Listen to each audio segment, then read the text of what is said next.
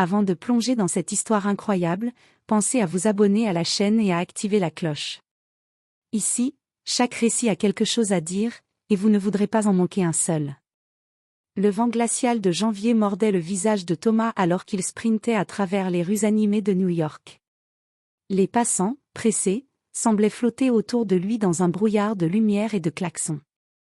Dans sa main, son téléphone affichait « Train pour Boston départ, 9h45 il vous reste 7 minutes ». Son cœur battait à tout rompre. Il savait déjà qu'il n'y arriverait pas. Alors qu'il contournait un immeuble, une petite tente colorée attira son attention. La toile, décorée de rubans et de symboles étranges, semblait irréelle au milieu du béton gris et des vitrines froides. Un parfum d'encens flottait dans l'air, mêlé à l'odeur de pluie et de goudron. Sur un petit panneau peint à la main, Madame Serafina voyant ses destinées. Thomas hésita, pressé, mais quelque chose dans cette tente l'attira irrésistiblement. Comme un murmure que seul lui pouvait entendre. Il poussa la toile et entra. L'intérieur était intime et chaleureux, contrastant avec le chaos extérieur.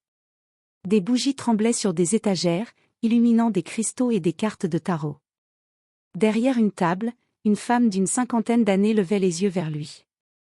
Ses cheveux argentés encadraient un visage marqué par le temps, mais ses yeux brillaient d'une clarté étrange, comme si elle pouvait voir à travers lui.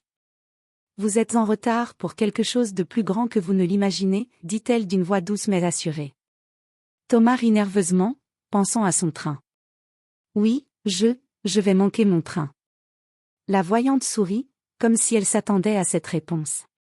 Elle sortit un jeu de cartes et le fit glisser vers lui. Une seule carte était face visible, le pendu. Vous allez devoir changer votre manière de voir le monde, et votre vie pourrait en dépendre. Un frisson parcourut Thomas. Il ne savait pas encore ce que cela signifiait, mais une chose était certaine, ce retard n'était pas anodin. Il sortit de la tente, le cœur battant, juste à temps pour voir son train quitter le quai. Alors qu'il baissait la tête, déçu, il sentit au fond de lui que quelque chose venait de changer. Que ce simple retard était peut-être le début de tout. Thomas se tenait sur le quai déserté, le souffle court, les yeux rivés sur le train qui disparaissait à l'horizon. La frustration lui nouait l'estomac. Il avait tout planifié, la réunion, le déjeuner avec son client à Boston, et maintenant, tout semblait s'effondrer. Il se retourna, cherchant un taxi ou un bus de secours, mais les rues étaient encombrées.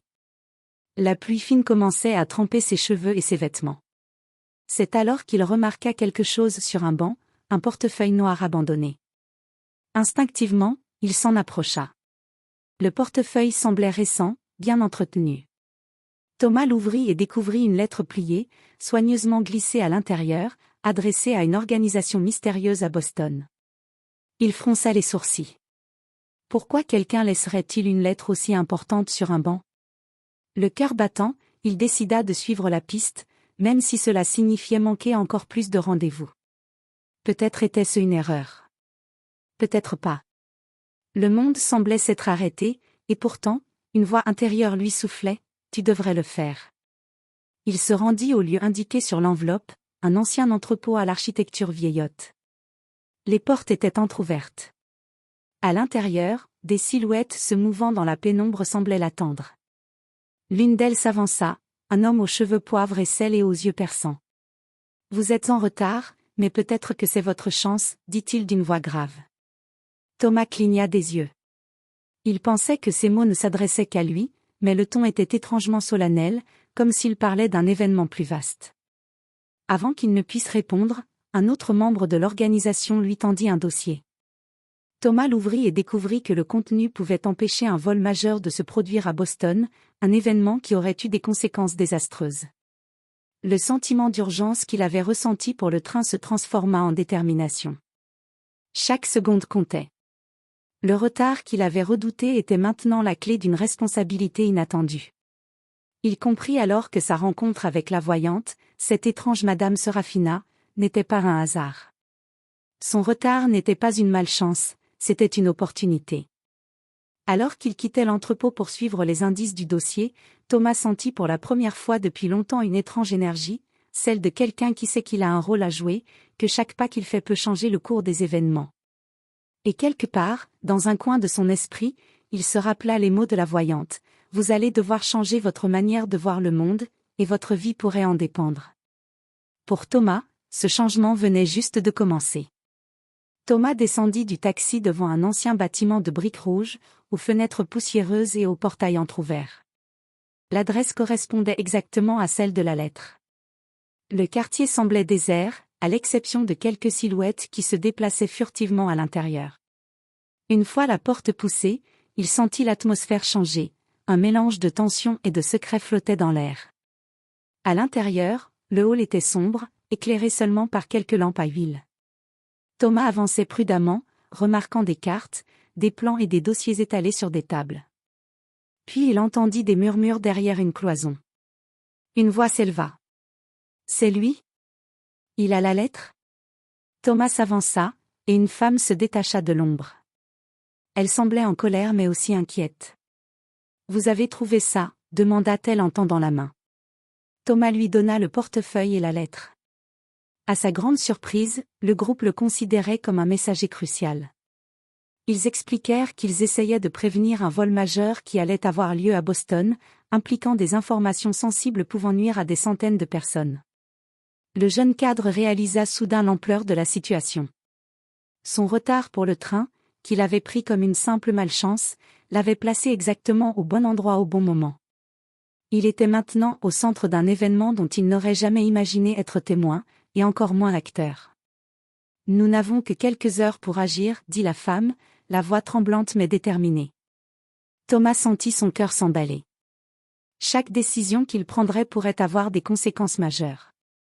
Il suivit le groupe à travers des couloirs étroits, découvrant des indices et des preuves qui confirmaient que le vol allait se produire très bientôt. Alors qu'ils atteignaient une salle remplie de moniteurs et de documents, Thomas sentit une étrange familiarité dans tout ce chaos. Il se rappela les mots de la voyante, « Vous allez devoir changer votre manière de voir le monde. » Maintenant, il comprenait. Son retard n'était pas seulement un accident, c'était une intervention du destin, le point de départ d'une chaîne d'événements qui allait sauver des vies. Le groupe se tourna vers lui, attendant qu'il prenne une décision critique. Thomas inspira profondément. Tout le stress, toute la précipitation du matin, tout le désespoir de manquer son train. Tout cela s'était transformé en concentration, en lucidité. Il comprit alors que son rôle venait de commencer, il n'était plus un simple cadre en retard, il était devenu un acteur clé dans une affaire dont l'issue dépendait entièrement de lui. Thomas se tenait devant la salle principale, le dossier à la main, entouré des membres de l'organisation. Chaque visage reflétait une inquiétude profonde. Les informations qu'il venait de découvrir étaient alarmantes, un vol massif allait se produire dans moins de 3 heures, touchant des centaines de personnes innocentes. La tension était palpable, et le temps filait comme du sable entre ses doigts. « Que allons-nous faire ?» demanda Thomas, la voix ferme malgré la peur qui bouillonnait dans sa poitrine. « Il faut intervenir avant qu'il ne passe à l'action », répondit la femme qui l'avait accueilli. « Mais c'est risqué, si nous nous faisons prendre, tout est perdu. » Thomas ferma les yeux un instant et se rappela la voyante, Madame Serafina, et ses mots étranges, « Vous allez devoir changer votre manière de voir le monde, et votre vie pourrait en dépendre. » Tout s'aligna dans son esprit. Ce retard, cette lettre, ces rencontres, rien n'était un hasard. Il prit une décision. « Nous allons agir, » dit-il avec une détermination nouvelle. « Je prends le risque. Si nous restons immobiles, nous perdrons tout. » Le groupe acquiesça, partageant son courage soudain. Ensemble, ils mirent au point un plan rapide et précis. Thomas fut chargé d'une tâche cruciale, infiltrer le lieu où le vol allait se produire et détourner l'attention des coupables assez longtemps pour que les autorités légitimes interviennent. Arrivé sur place, son cœur battait à tout rompre. L'endroit était un entrepôt discret près du port, à peine éclairé. Les silhouettes des voleurs s'affairaient dans l'ombre, concentrés sur leur objectif. Thomas se glissa derrière des caisses, observant chaque mouvement. Puis, d'un geste calculé, il fit tomber une pile de cartons, provoquant un bruit suffisant pour attirer leur attention. Le chaos éclata. Les voleurs se dispersèrent, et Thomas put récupérer des documents critiques, empêchant le vol de se concrétiser.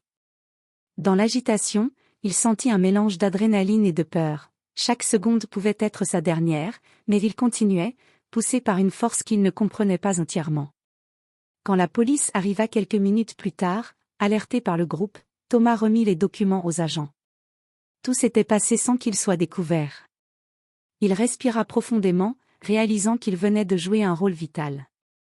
Son retard pour le train, ce matin-là, avait littéralement changé le cours des événements. Alors qu'il quittait l'entrepôt, épuisé mais triomphant, son téléphone vibra. Un message simple. Fais confiance à la voyante. Thomas sourit. Il comprit enfin que sa rencontre avec Madame Serafina n'avait pas seulement été un hasard, mais un guide invisible qui l'avait mené exactement là où il devait être.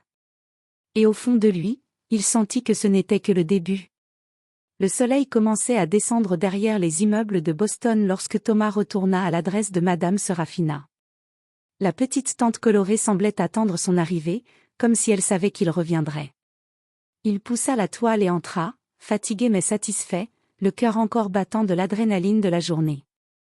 La voyante l'attendait, assise derrière sa table, un sourire énigmatique sur le visage. Elle tendit une carte face visible, le monde. Vous voyez maintenant, dit-elle doucement. Parfois, ce que nous prenons pour un retard ou une malchance est en réalité un détour nécessaire. Chaque pas que vous avez fait vous a conduit ici, et vous a transformé. Thomas s'assit, encore émerveillé. Il réalisa que chaque événement de sa journée, le train manqué, le portefeuille oublié, l'entrepôt mystérieux avait été orchestré par un fil invisible de hasard, ou de destin. Mais il sentait aussi que quelque chose de plus profond venait de se révéler, sa propre capacité à agir, à prendre des décisions qui pouvaient changer la vie des autres. Je ne comprends pas tout, murmura-t-il. Ce n'est pas nécessaire, répondit Madame Serafina. Ce qui compte, c'est ce que vous avez fait avec ce que vous avez trouvé. Elle fit glisser vers lui un petit carnet noir, ancien et usé. Vous êtes prêt pour la prochaine étape, dit-elle. Mais souvenez-vous, le monde n'est pas fait seulement de ce que l'on voit. Il est fait de ce que l'on choisit de faire quand personne ne regarde, et parfois, être en retard peut vous donner exactement le temps qu'il faut pour changer les choses. Thomas sentit une vague de gratitude et de responsabilité l'envahir. Il comprit que sa vie venait de basculer, il n'était plus simplement un employé en retard pour un train. Il était devenu quelqu'un qui pouvait faire une différence réelle, même lorsque le destin semblait le guider de manière inattendue. Alors qu'il sortait de la tente pour la dernière fois ce jour-là, la lumière du crépuscule caressant son visage, Thomas sourit. Pour la première fois, il accueillait le hasard, le destin, et même les retards, avec un sentiment de confiance. Il savait maintenant que chaque instant pouvait contenir une opportunité cachée. Et que parfois, une rencontre inattendue comme celle avec une voyante dans une ruelle glaciale pouvait changer toute une vie.